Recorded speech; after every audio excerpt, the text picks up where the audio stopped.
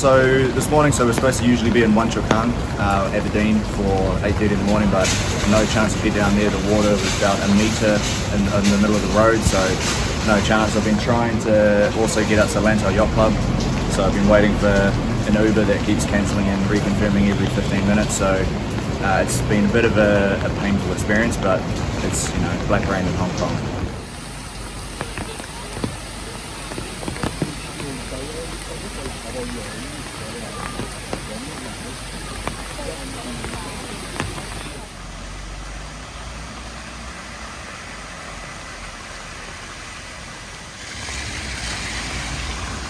It's not very often that this thing happens, right?